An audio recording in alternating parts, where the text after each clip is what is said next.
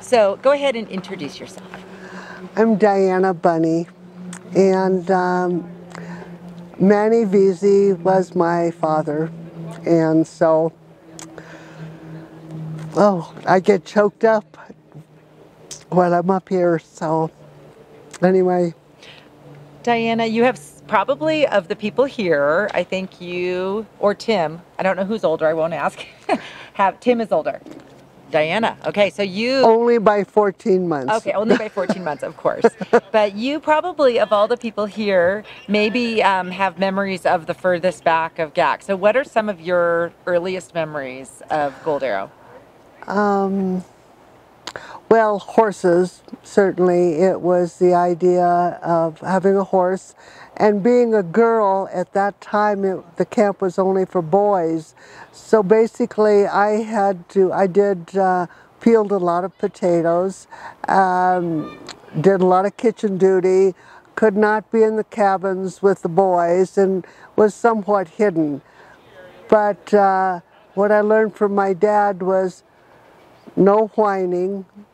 You were able to do whatever you want to do, except not hang around with the boys. So that was, so that was, and I think the sound of the creek, the Sierras, the rides into the backcountry, probably see, I have a hard time talking when I talk about this place because it means so much to me. Yeah. Yeah. So I remember you telling me about herding the horses up here when you were 7 years old. Is that something like that? Actually, you're not far off. I think I probably was 8, but I could have been 7. What we would have to do is we'd have to herd the horses up here and then herd them back down to Albury. And one year we weren't able to make it all the way to the pasture, which meant that Dad has us stop herding the horses, and there were somewhere between, I would say, around 40, between 30 and 40 horses. And we put them in a schoolyard because it had gotten too dark. And because of that, he didn't check in to see whether school would begin the next day. And apparently it was. And the kids were very excited, and my dad got into a lot of trouble. So they were like, look at recess. Just look at recess. It was recess, yes. So, but the road didn't come in, so we had to herd them. Yeah. And we also had to bring them up. Sometimes we bring them up in trucks, but it was always herding them back, and we'd take them to Albury. So when would that have been that you were herding them? Oh, it would have been before, I'd say by 1950 and before. Okay. Yeah. Wow. Yeah. So that's amazing. Yeah, that's it was amazing. just. Why don't you share about some of your later history at GAC? Because you circled back here with your grandkids, didn't you? Yes. I don't know what year. I mean, I've lost track of all the years, but that must have been the early 2000s, or. Yeah, right. Because I insisted that it was interesting. My children's father was a forest ranger, and of course the kids all snow skied and water skied. But when my kids were ready to go to camp, I said, no, there's no question about it. They're going to camp. So then the grandkids also had to come to camp, and that's so. And I think Tim got his 10-year jacket, I believe, and then my granddaughter Alice, now it's the name that she chose that she'd like to have, but Alice, I don't know whether I think she got her 5-year blanket. And I finally got to the point to where I finally asked my dad, I said, you know, it's time that I have a blanket. Yeah, I'm done with this. Everybody getting. He didn't want to give you one because you were in the family? Why didn't I get a 5-year blanket? Those are expensive blankets. I know. It was like not in the budget. Yeah, Yeah, it's I funny. know. The kids of the current, my kids and the Beshberger's kids, they were really strict. They don't get their blankets until they have been campers in cabins. So they've spent so many years here before they get credit. No, You know what I mean? So they right. don't get credit for the years of being like a baby at camp. That doesn't count here anymore. We're really strict about that. So. Well, I think my dad would have gone along with that idea. I think we probably would have, because he was finally, I forced him into getting me a blanket. That was enough. Yeah, that's so good. Okay, so Diana, our next topic is, I'd love for you to share, first of all, what was your dad's vision of why he wanted Gold Arrow Camp? Well, from what I understand, he had an experience when he was at Notre Dame at Red Arrow, and he thought, what a wonderful experience for boys, and it was just the greatest, and it was a dream of his ever since then. It was, and they started by having a camp, a boys' weekend camp out at Canoga Park when we lived out there, and then kept looking around for a spot for the summer, and then they ended up getting a lease up here with the Forest Service for camp. So I've seen some early brochures, and he talked in the brochures about boys getting too soft and wanting to toughen them up. Was that, and you mentioned with yourself that he said you got to do everything. Is that kind of one of his themes, was sort of grit or resilience kind of thing? Well, I think really I would say that was very strongly him. Yeah, he was never, I don't ever remember him being mean about it, but he was very, he always thought that anybody could follow any passion and go take it to wherever they wanted it to go. And that was his whole focus, was there was no end of what you would be able to accomplish. Because I think it's all started with him, having no money and certainly starting at one school and then getting into another one. And so he realized that, and he wanted to see it primarily for men. I don't think Dad really knew quite how to handle or what to do with a girl. And it was good that he just raised you to be just like the boys, ride the horses and do all the stuff. Right, and then he told me once before he passed away, he said, you're the only one with my drive.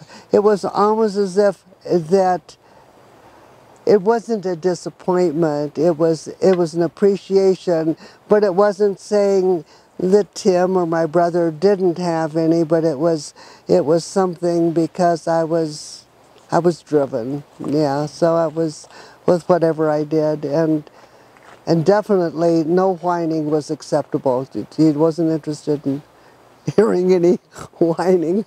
We need Manny around today a little bit more. I think so. I think so, actually, yes. So, Diana, so you have actually, you do have a really unique perspective, because you're someone who knew Gold Arrow in the earliest days, and then much more recently. How have you seen Gold Arrow change over the years? Well, I think the beautiful thing about Gold Arrow is it's really never changed that much for me.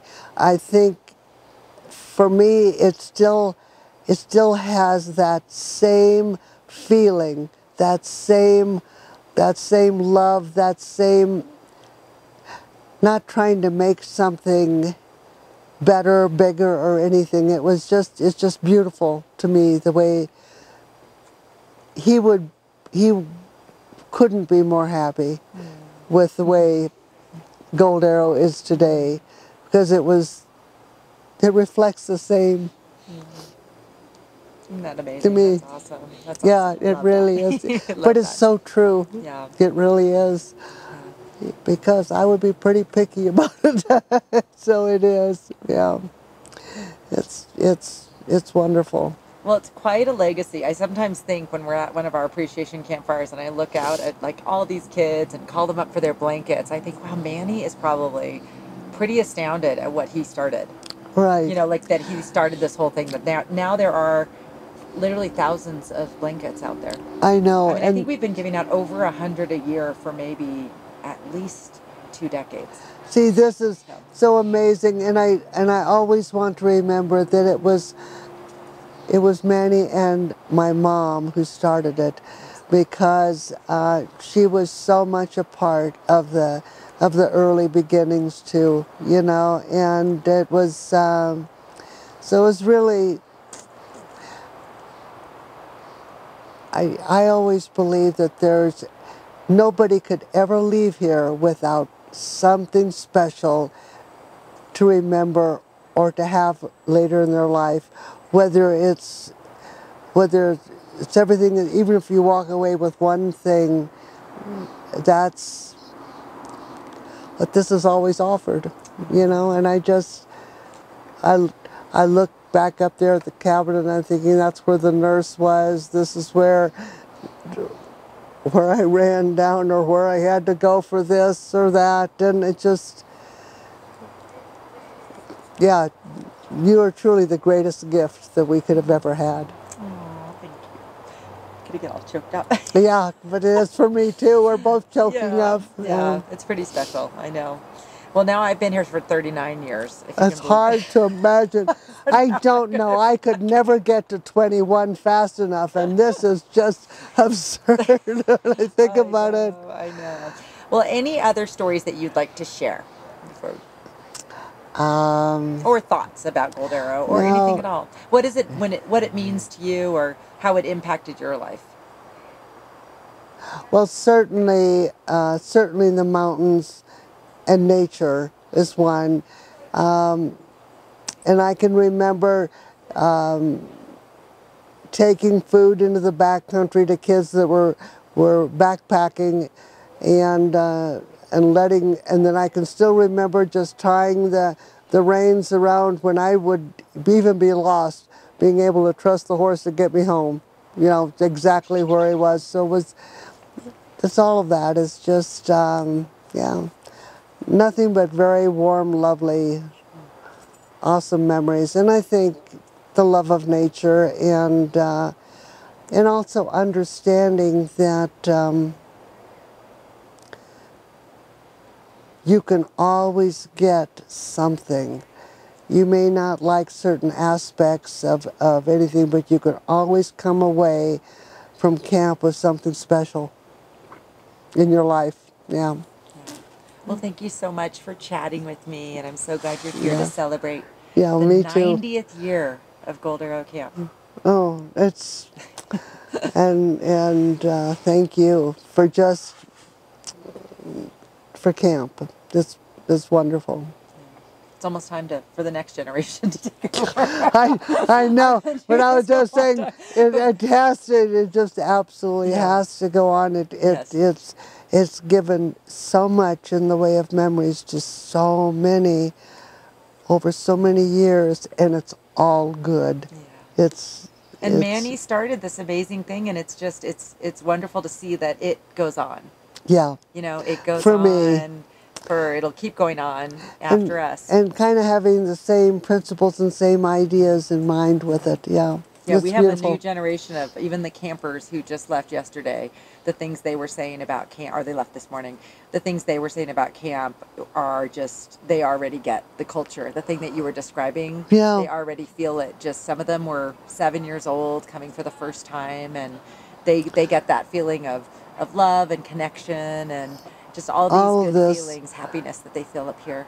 Right. It just, it's special. Yeah. Thanks so much, Audrey, to you and Steve. It's wonderful. Well, thank you for talking with me, Diana.